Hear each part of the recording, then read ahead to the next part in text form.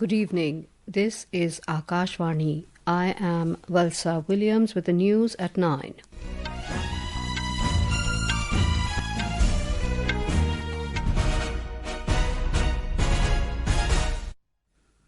The headlines. Centre approves 7,280 crore rupees scheme to promote manufacturing of sintered rare earth permanent magnets. India to host 2030 Commonwealth Games in Ahmedabad. Prime Minister Narendra Modi says it reflects country's collective commitment and spirit of sportsmanship. President Draupadi Murmu says Constitution is the country's national epic, urges people to follow its provisions. New Delhi criticizes China for detaining of Indian citizen in Shanghai, says Arunachal Pradesh is integral and inalienable part of India.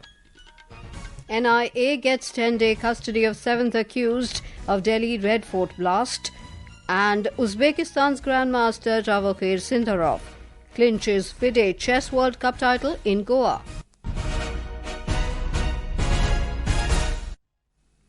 The Cabinet today approved the scheme to promote manufacturing of sintered rare earth permanent magnets with a financial outlay of 7,280 crore rupees. This first-of-its-kind initiative aims to establish 6,000 metric tons per annum of integrated rare earth permanent magnet manufacturing in the country. Briefing media in New Delhi this evening, Information and Broadcasting Minister Ashwini Vaishnav highlighted that rare earth permanent magnets are one of the strongest types of permanent magnets and are vital for electric vehicles, renewable energy, electronics, aerospace and defence applications. इसका उपयोग electric vehicles में, electronics में. Permanent magnets are used in many sectors: electric vehicles, electronics, defense, aerospace and medical equipment. Many devices simply cannot be made without them, which shows how important they are. India's requirement for permanent magnets is steadily increasing. To manufacture permanent magnets within the country, the Cabinet has today approved a rare earth permanent magnet scheme focused on creating a fully integrated end-to-end manufacturing ecosystem in India.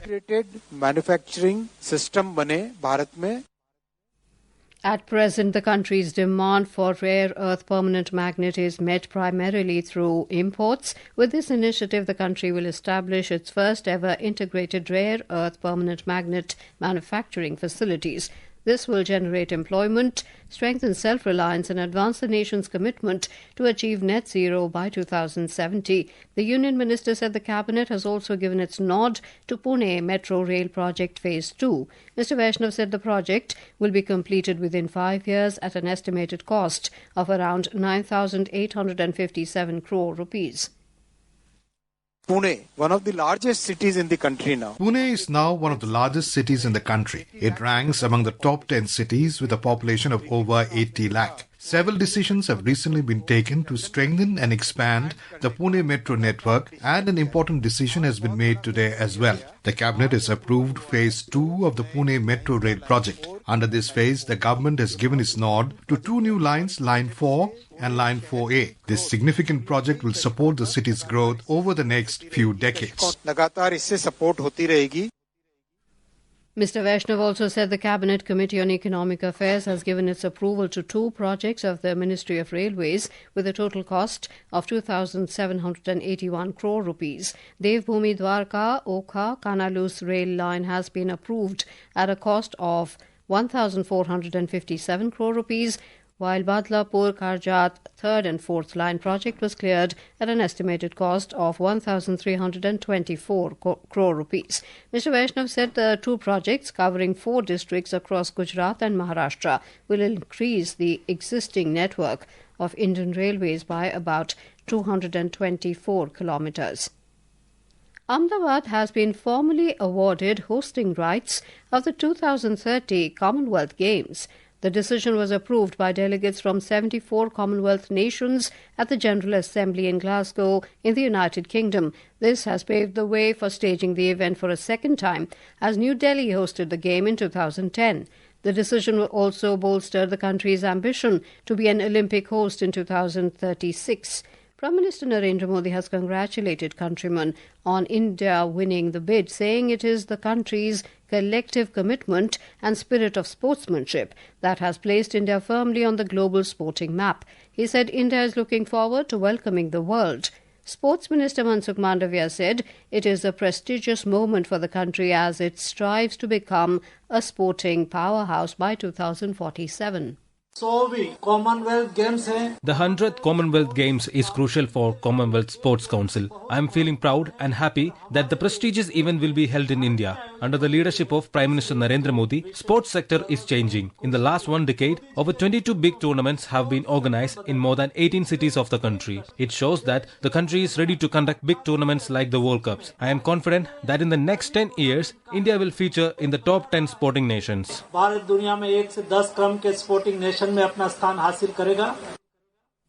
Commonwealth Sports said that the 2030 edition will feature 15 to 17 sports, with the full program to be finalized next year.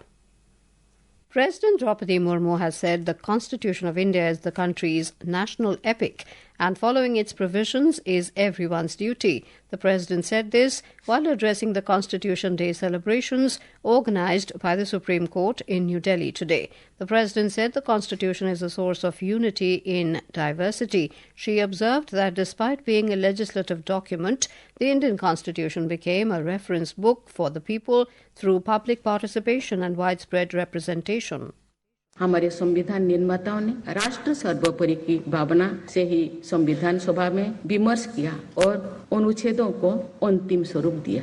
गंभीर चुनौतियों के बीच देश की एकता को स्थायी संवैधानिक आधार प्रदान करना हमारे संविधान निर्माताओं की प्राथमिकता थी. सरदार वल्लभ भाई पटेल ने हमारे राष्ट्र को वर्तमान स्वरूप प्रदान करने के साथ-साथ संविधान के निर्माण में भी अग्रणी भूमिका निभाई. A Delhi court has sent Shoaib, the seventh accused in the Delhi Red Fort blast, to 10 days custody of the National Investigation Agency NIA. He was arrested in Faridabad by the investigating agency. Shoaib was presented before the Patiala House Court today, which sent him to NIA custody. The court also extended the custody of another suspect, Amir Rashid Ali, by 7 days.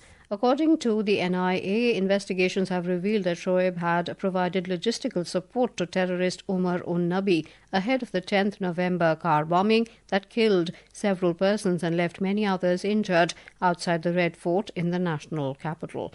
The anti-terror agency added that interrogation of the arrested individuals is continuing as part of efforts to unravel the full terror conspiracy behind the blast. Prime Minister Narendra Modi today virtually inaugurated the Safran Aircraft Engine Services India facility in Hyderabad, Telangana. Speaking on the occasion, he said India is among the world's fastest growing domestic aviation markets. He said India welcomes investment and innovation, and the production-linked incentive PLI schemes have attracted global companies to choose India as their destination. The Prime Minister said India views those who invest in the country not merely as investors but as co-creators. पहला हमने अर्थव्यवस्था के दरवाजे खोले, दूसरा हमने अपनी fundamentals को और मजबूत किया, तीसरा हमने बिजनेस को आसान बनाया. साथियों, आज अधिकांश सेक्टर्स में 100% एफडीआई ऑटोमेटिक रूट से संभव है. डिफेंस जैसे सेक्टर जहां पहले प्राइवेट सेक्टर को जगह नहीं थी, वहां भी 74% तक एफडीआई ऑटोमेटिक रूट से खोल दिया गया है. This is Akashvani giving you the news. For quick news updates round the clock, follow us on our X handle at AIR News Alerts. And for details of stories and more, log on to our website www.newsonair.gov.in and download News on AIR app. Welcome back. Here with us on the news at 9. India has hit out at Pakistan for its recent remarks on the flag-hoisting ceremony at the Ram Temple, stressing that the neighbouring country has no moral standing to lecture others. Briefing media in New Delhi this evening, External Affairs Ministry spokesperson Randeep Jaiswal said New Delhi rejects the remarks with the contempt they deserve. He pointed out that Pakistan is a country with a deeply stained record of bigotry, repression and systemic mistreatment of its minorities. We have seen the reported remarks and reject them with the contempt they deserve. As a country with a deeply stained record of bigotry, repression, and systemic mistreatment of its minorities, Pakistan has no moral standing to lecture others. Rather than delivering hypocritical homilies, Pakistan would do better to turn its gaze inwards and focus on its own abysmal human rights records. The Ministry of External Affairs called out China's arbitrary actions with regard to the detention of an Indian citizen from Arunachal Pradesh at Shanghai Airport. Replying to a query on China, the spokesperson said Arunachal Pradesh is an integral and inalienable part of India, and no amount of denial by the Chinese side is going to change this indisputable reality.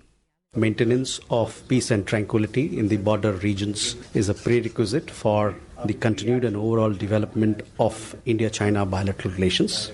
Our position in this regard has always been very clear and consistent. Since October 2024, both sides have worked closely to maintain peace and tranquility in the border regions. Arbitrary actions by China involving an Indian citizen from Arunachal Pradesh are most unhelpful towards efforts being made by both sides to build mutual trust and understanding and gradually move towards normalization of bilateral relations. On former Bangladesh Prime Minister Sheikh Hasina's extradition request, the spokesperson said a request has been received and it is being examined as part of ongoing judicial and internal legal processes. The United States has expressed support for India's efforts to bring the perpetrators of the 26/11 Mumbai terror attacks to justice.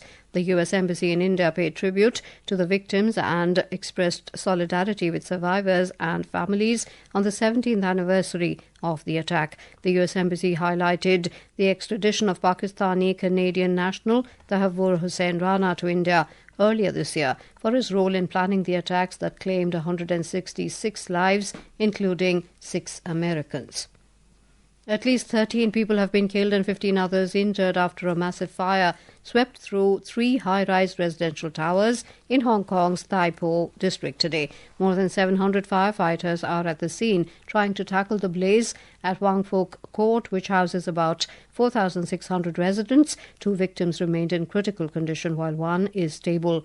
Flames tore through multiple floors as thick black smoke rose above the neighbourhood. As the 56th International Film Festival of India, IFFI, in Panaji, Goa is nearing its end, cinema lovers continue to arrive to be enchanted by the magic of cinema. The 7th day of the film festival offered a series of film screenings, illuminating masterclasses and exclusive conversations with filmmakers. A report.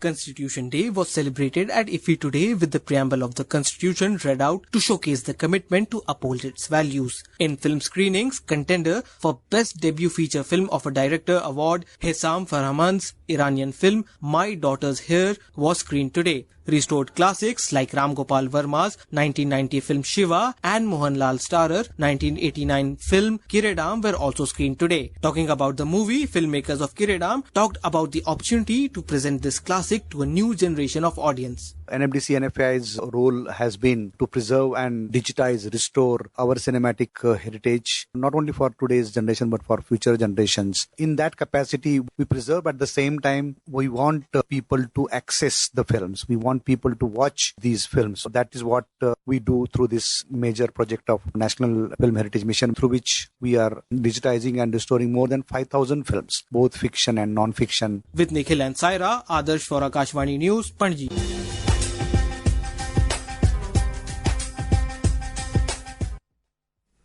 Uzbekistan's Grandmaster Javokhir Sindarov has clinched the FIDE Chess World Cup title in Arpura, Goa today, defeating Chinese Grandmaster Wei He in the final. 19-year-old Sindarov has become the youngest ever player to achieve the feat. And now, before we end the bulletin, the headlines once again. Centre approves 7,280 crore rupees scheme to promote manufacturing of sintered rare earth permanent magnets. India to host 2030 Commonwealth Games in Ahmedabad. Prime Minister Narendra Modi says it reflects country's collective commitment and spirit of sportsmanship.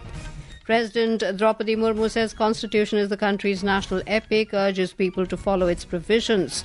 New Delhi criticizes China for detaining of Indian citizen in Shanghai, says Arunachal Pradesh is integral and inalienable part of India. NIA gets 10-day custody of 7th accused of Delhi Red Fort blast. That is all in the news at 9. Good night.